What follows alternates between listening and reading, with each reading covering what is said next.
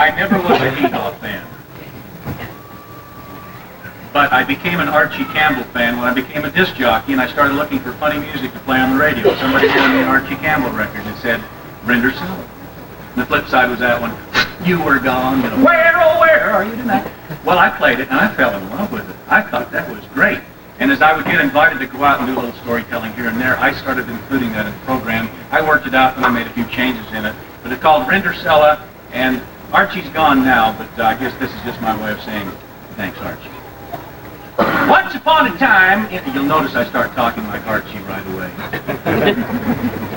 Once upon a time in a Corinth country, there lived a beautiful girl, and her name was Rindercella. Rindercella lived with her muggly other and her two sad blisters. And she had to do all the work. She had to flop the moor, she had to mook the keels and dosh the wishes, she had to deed the fog, she had to wean the clindos. In the winter when it snowed, she had to double the driveway. I tell you, it's a good thing they didn't have a baby at that house, because she'd have had the bangs and the chavy, too. Well, there also lived in that same Corinth country a Pransom Hintz, and his name was Chintz Parney. And this Pransom Hintz wanted to have a fancy fall so he could check out that year's crop of mare fadens. And so he sent out invitations to all the people for riles and riles a mile, especially the pitch people. And when Rindercella's muggly other and her two sickly usters got their invitations to Fancy Fall, they sent out the war to go downtown to buy some fancy clothes to wear to Fancy Fall. But Rindercella couldn't go shopping with them because all she had on was some old ruddy dags. Got them from Ezeret Industries. She was a sucker. And she just sat right down and stride. And she stride and she stride. But pretty quick the buds and the butterflies sang her a dance, sang her a song, and did her a dance. Made her feel a little bit better for now. Well, when the night of the Fancy Fall arrived, Rindercella's stepply-eyed mother and them two sad blisters, they bent out the war in their clue nose to go to Fancy Fall. And the stepliest of those two Ugg sisters actually turned around and tucked her stung out of Rindercella. That's all she could handle. She just, still standing there in those old ruddy dags, she just cat right down and started to strying again. And she stried and she stried. I thought she was going to eye her cries out. But then a magical thing happened. Her Gary Mudfather appeared. And he boing, slapped her upside the head with his magic maw. And he said, Rindercella, you can go to the Fancy Fall now. And she looked, and right in front of her there was a keg boat pulled by Hitchside horses. I mean, it was a keg boat. It was made out of a gumpkin from the Pardon. And them Hitchside horses were Stig Ballions. I mean, they could have been Dudweiser Clydesdales, I don't know. And then she looked down, she was still wearing them same old ruddy dags. She says, I still can't go, I got on these old ruddy dags. And so he slapped her upside on the other side of the head with his magic wand. You can't hit her on both sides, that's overdose, see. So he hit her on the other side of the head and bling! She looked down and she was wearing a gorgeous garment. Strapless.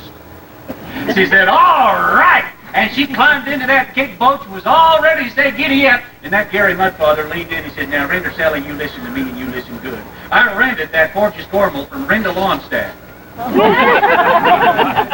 And if it comes back late, I got to pay double. So if you ain't home by the Mocha Strip night, I'm going to burn you into a tunkin. She said, all right. And so she took off for the Fancy Fall. When she arrived at the palace, the Pransom Hintz dead her at the moor, because he'd been looking through a wooden window. And he seen her pull up. And he dead her at the moor, and he couldn't help but notice she was wearing transparent trews.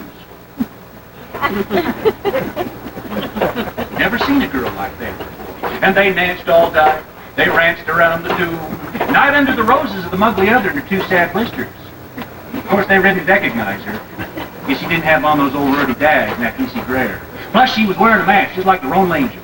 And they ranced around the dune, and they lily-fud. And just as he was ready to liss her on the kips, what did Rindercella hear? Bong, bong, bong, bong, bong, bong, bong, bong, bong, bong, bong, bong. The Moke of Strychnine! Ah! She roared across the tube, and she snakes down the rares. Just as she beats the rod, and she slopped her dripper.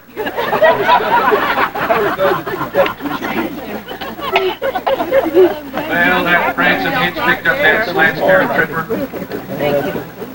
And he heaved a heavy sigh. Oh, and he went back into the fancy fall, but none of them other mare pages could even turn his head.